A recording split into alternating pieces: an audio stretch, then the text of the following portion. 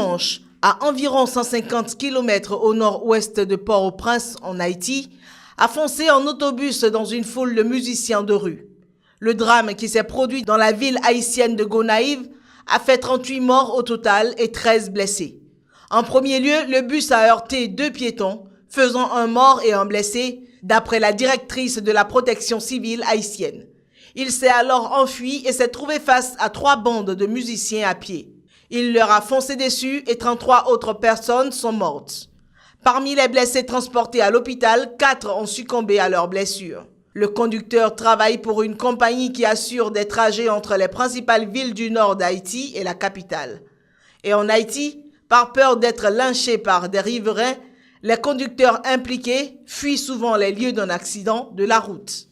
À en croire un coordonnateur de la protection civile, le chauffeur avait été placé en sécurité dans le commissariat de Gonaïves, mais la police a ensuite indiqué qu'il avait fui avant l'arrivée des agents sur le site de l'accident et dans l'après-midi, elle tentait de l'identifier. Le président haïtien Jovenel Moïse s'est dit consterné par cet accident et a demandé l'ouverture d'une enquête au plus vite pour faire la lumière sur cette tragédie.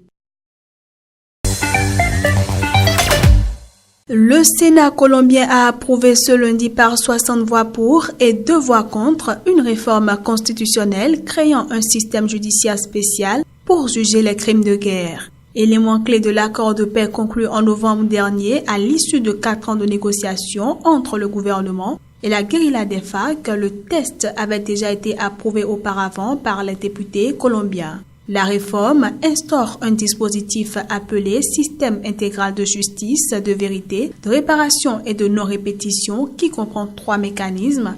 Une commission pour la vérité, une unité pour la recherche des personnes considérées comme disparues pendant le conflit entre les FARC et les forces gouvernementales et une juridiction spéciale pour la paix. L'accord de paix entre les forces armées révolutionnaires de Colombie et le gouvernement du président Juan Manuel Santos prévoit que les guérillos déposent progressivement leurs armes dans un délai de 180 jours à partir du 1er décembre, un processus supervisé par les Nations Unies qui doit être achevé fin mai. Il comporte aussi une loi d'amnistie qui a été approuvée en décembre par les députés et les sénateurs, mais dont sont exclus les auteurs de crimes contre l'humanité, lesquels seront soumis à la juridiction spéciale pour la paix.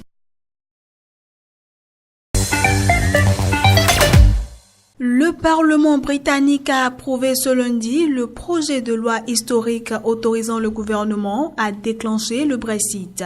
Cette approbation en 2e lecture ouvre la voie au déclenchement du divorce entre l'Union européenne par la première ministre Theresa May et intervient quelques heures après l'annonce par la première ministre écossaise Nicola Sturgeon qu'elle allait demander un nouveau référendum d'indépendance fin 2018 ou début 2019, faisant planer une menace d'éclatement du Royaume-Uni. Pour exprimer leur mécontentement, quelques centaines de manifestants se sont réunis à Parliament Square. Le Brexit, c'est une folie de Theresa May et son gouvernement dans le but de nous diviser. Nous ne faisons qu'un seul peuple. Aujourd'hui, nous essayons de faire comprendre que nous sommes citoyens de l'Union européenne et que nous ne laisserons personne nous diviser.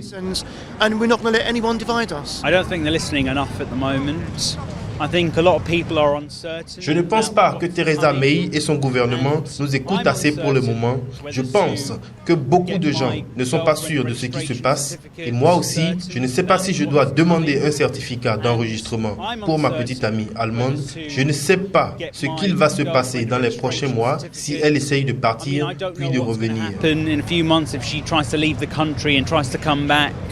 Theresa May devait intervenir ce mardi en milieu de journée devant le Parlement pour informer les députés du contenu du dernier sommet européen de Bruxelles.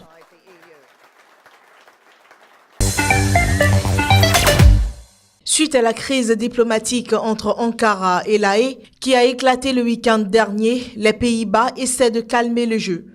Dans ce cadre, le Premier ministre néerlandais Mark Rutte a expliqué que la Turquie ne tentait pas d'influencer les élections néerlandaises cruciales de mercredi.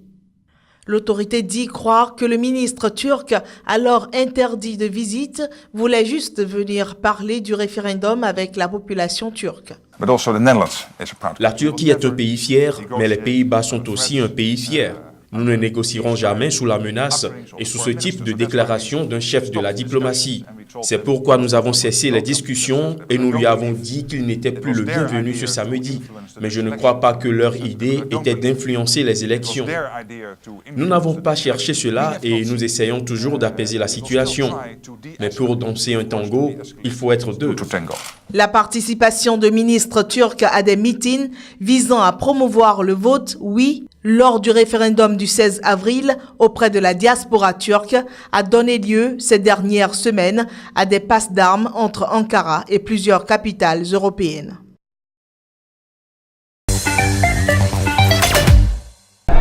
Réforme du système de santé aux États-Unis. Le sujet nourrit d'où le débat. Les conclusions d'un rapport du Bureau du budget du Congrès véhiculent que des dizaines de millions d'Américains n'auront plus la couverture maladie si le projet républicain de réforme du système de santé était adopté. La réforme effacerait ainsi une bonne partie des acquis d'Obamacare, la loi de 2010 signée par Barack Obama que les républicains souhaitent abroger rapidement comme symbole de leur retour au pouvoir. Dès 2018, année des élections législatives, il y aura 14 millions d'assurés en moins. Trumpcare serait un cauchemar pour les Américains. Des millions d'Américains perdraient leur couverture maladie et des millions d'autres verraient le coût de leur couverture augmenter. En termes de couverture maladie, c'est immoral. En ce qui a trait à donner de l'argent aux plus riches au détriment des familles de travailleurs, c'est mal et c'est indécent. Tom Price, ministre américain de la Santé, réfute énergiquement ces conclusions. Le bureau du budget du Congrès a vu une partie de notre plan, pas sa totalité. Nous désapprouvons énergiquement ce rapport. Nous pensons que notre plan couvrira plus de gens à un coût bien moindre et leur donnera le choix sur la couverture qu'ils veulent pour eux et leurs familles, plutôt que ce que le gouvernement veut les forcer à acheter. En proportion, 19% des moins de 65 ans vivraient sans couverture maladie contre 10% aujourd'hui. Dans les années suivantes, les plus pauvres seraient majoritairement frappés par la réduction des aides publiques. Ces chiffres sont plus élevés que ce que craignaient de nombreux élus républicains modérés qui s'inquiètent d'un retour en arrière au nom de la libéralisation du système de santé. L'opposition démocrate s'est immédiatement saisie du rapport pour demander le retrait du projet républicain. Quelques heures seulement avant l'entrée en vigueur prévue du nouveau test, le magistrat Derrick Watson a décidé ce mercredi de bloquer pour l'ensemble des États-Unis la nouvelle mouture du décret anti-immigration de Donald Trump. Il estime que la suspension du décret évite un préjudice irréparable. Tout en dénonçant avec virulence la décision selon lui erronée du juge, le président Donald Trump promet d'aller jusqu'à la Cour suprême. A judge has just blocked our executive order on travel. Un juge a bloqué notre décret migratoire pour les voyageurs et les réfugiés qui arrivent dans notre pays en provenance de certains pays. Le décret était une version édulcorée du premier qui avait également été bloqué par un autre juge et n'aurait jamais dû l'être.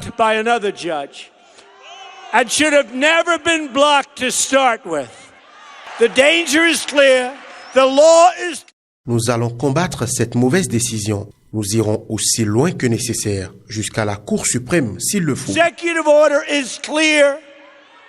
La seconde mouture du décret migratoire du président Donald Trump interdit temporairement l'entrée aux États-Unis des ressortissants de 6 pays à majorité musulmane et de tous les réfugiés.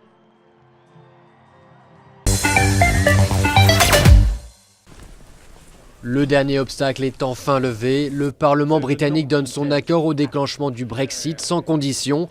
La Première ministre Theresa May devrait maintenant informer ses partenaires européens avant la fin du mois.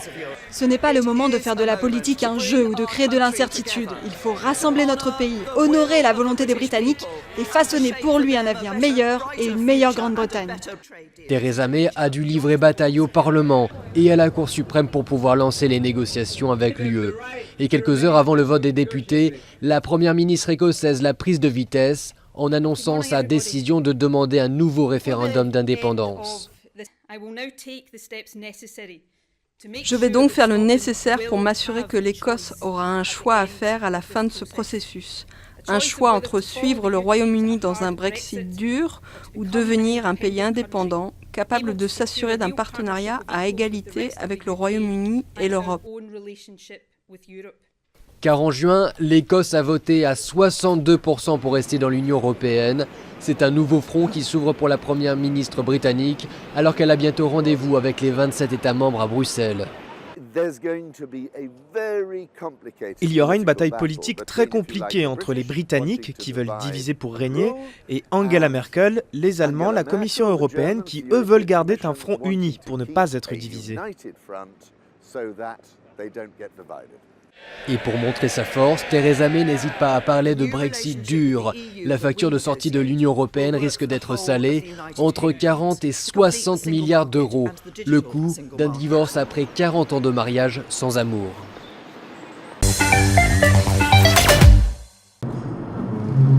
Malgré la signature fin novembre d'un accord de paix avec la guérilla marxiste des forces armées révolutionnaires de Colombie, la persistance de cette violence compromet l'objectif commun de la paix dans le pays. Dans son rapport publié jeudi, l'ONU indique qu'en 2016, la majorité des meurtres de personnes appartenant à des organisations de défense des droits de l'homme en Colombie ont été commis dans des zones contrôlées par la guérilla des FARC. L'ONU a attiré l'attention sur le fait que 127 activistes ont été tués l'an dernier dans le pays. Il est très important aujourd'hui de comprendre que le changement en cours dans le pays en raison du départ des FARC de ces zones complique beaucoup la vie des défenseurs des droits de l'homme dans ces zones. 80% des personnes assassinées dans cette catégorie vivaient dans des zones où les FARC avaient une présence historique. 100% de ces zones ont une économie illicite. Nous devons renforcer la paix dans ces territoires de façon critique, avec le contrôle territorial non seulement des forces armées et de la police, mais aussi avec la présence institutionnelle. Plus de 60% des victimes ont trouvé la mort dans des zones aux mains des FARC, à en croire Todd Howland. La quasi-totalité de ces assassinats ont eu lieu dans des zones où l'économie est illicite en raison de la culture de la coca et de l'exploitation minière illégale, mais la guérilla accuse les paramilitaires d'extrême droite d'en être responsables. Enfants disparus au Mexique. Des recherches menées par des mères portent leurs fruits. Au moins 242 cadavres ont été découverts dans des fosses clandestines dans l'État mexicain de Veracruz. Les premières de ces fosses avaient été découvertes en août par le collectif El Solecito, un regroupement de familles de disparus. Depuis, 124 fosses clandestines ont été repérées au total et 242 crânes ont été ramenés à la surface. Une pareille mascarade aurait-elle pu être sans la complicité des autorités?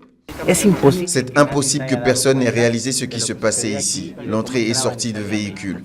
Je ne vois pas comment ça aurait pu arriver autrement qu'avec la complicité des autorités. Nous avons fait un bon travail, je crois. Douloureux, oui. Violent, oui. Mais au bout du compte, nous pourrons ramener des gens chez eux. L'État de Veracruz est ahurissant actuellement en termes de disparition, d'enlèvement, d'insécurité, de violence, de braquage. Selon le registre national des personnes disparues ou enlevées, 722 personnes ont disparu dans cet État depuis 2010. Mais selon El Solecito, le nombre pourrait être beaucoup plus élevé, de nombreuses familles craignant de porter plainte.